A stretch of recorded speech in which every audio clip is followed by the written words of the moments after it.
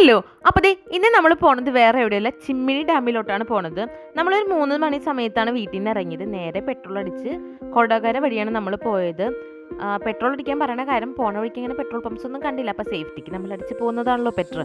അങ്ങനെ കാടിൻ്റെ നടുക്ക് കൂടെ ഒരു റോഡ് ഫുള്ള് നേച്ചറിനായിട്ട് ഇങ്ങനെ ഒത്തിണങ്ങി പോകുന്നൊക്കെ പറഞ്ഞില്ലേ. നമ്മളിപ്പോൾ ഈ ലൈഫ് എന്ന് വെച്ചാൽ ഫുള്ള് ജോലി സ്ട്രെസ്സ് കാര്യങ്ങളൊക്കെ അല്ല. അപ്പം അതിൻ്റെ ഒരു ബ്രേക്ക് എടുക്കുക, അത്രയും നമ്മൾ റിലാക്സ് ആവുമെന്ന് ഞാൻ ഉറപ്പ് തരാം. അടിപൊളിയാണ്, അതൊക്കെ കണ്ടു നോക്കി.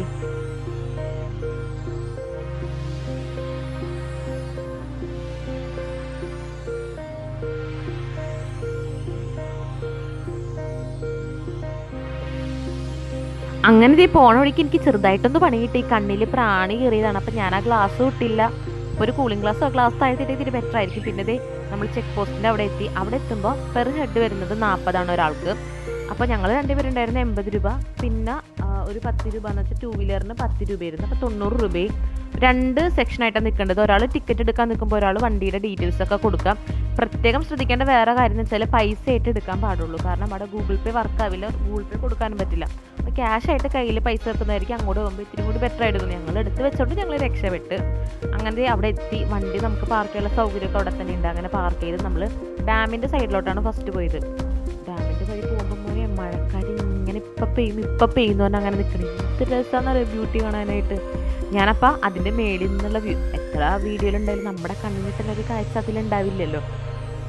അടിപൊളിയാണ്, ഒരു രക്ഷയുമില്ല. കണ്ടു നോക്കിയൊന്നും.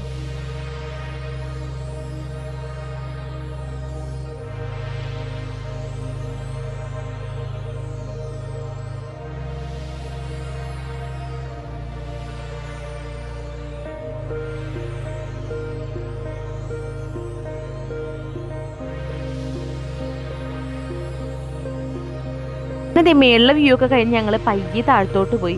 കാരണം അവിടെ കൊട്ടവഞ്ചി റൈഡും കാര്യങ്ങളൊക്കെ ഉണ്ട്. അങ്ങനെ നൈസായിട്ട് ഇത്തിരി ഇറക്കുണ്ട്. നൈസായിട്ട് അങ്ങോട്ടൊക്കെ ഇറങ്ങി കുറച്ച് ഫോട്ടോസും വീഡിയോസ് ആസ് യൂഷ്വൽ എടുക്കുമല്ലോ. അങ്ങനെയൊക്കെ എടുത്ത് നമ്മൾ നിന്ന് കുറച്ച് നേരം ഞാൻ വെള്ളത്തിൽ പോയി നിന്ന്.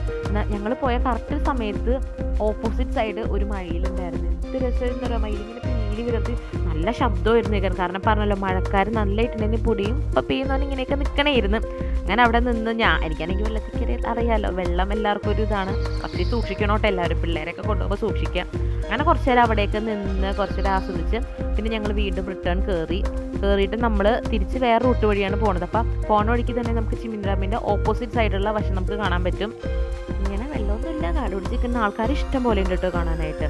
പിന്നെ അങ്ങനെ പോണ വഴിക്കാണ് മെയിൻ ഐറ്റം. കാരണം എനിക്ക് ഏറ്റവും ഇഷ്ടപ്പെട്ടത് പിള്ളേരെ കൊണ്ടുപോയാൽ പറ്റിയാലും അടിപൊളിയാണ്. കാരണം അവിടെ വെള്ളം ചെറിയ കുറച്ച് കാലിൻ്റെ അത്രയൊക്കെ വെള്ളം ഉണ്ടാവുള്ളൂ. നൈസായിരുന്നു. ഞാൻ സത്യം പറഞ്ഞാൽ എനിക്ക് പറഞ്ഞു അനി നമുക്ക് ഇനി അടുത്ത പ്രാവശ്യം വരുമ്പോൾ നമുക്ക് അവിടെ തന്നെ നിൽക്കാട്ടെന്ന് പറഞ്ഞു. ഞാൻ കുറേ നേരം വെള്ളത്തിൽ കളിയും ആ കല്ലെടുത്ത് എല്ലാവരും കൂടെ കല്ല് കൂട്ടി വെച്ച് നല്ല രസമായിരുന്നു അത്. ഞാൻ അവിടെ കളിച്ച്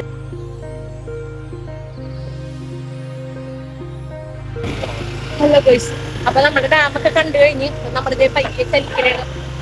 ക്ഷീണിക്കുന്നു. നമ്മൾ വിചാരിക്കും കുറച്ചുള്ളൂ, പക്ഷെ നമ്മൾ വയ്യാണ്ടോ. നമ്മൾ വേറെ റൂട്ടിൽ കൂടെയാണ് പോണത്. ഫുള്ള് കടൽ. അപ്പൊ ബൈ.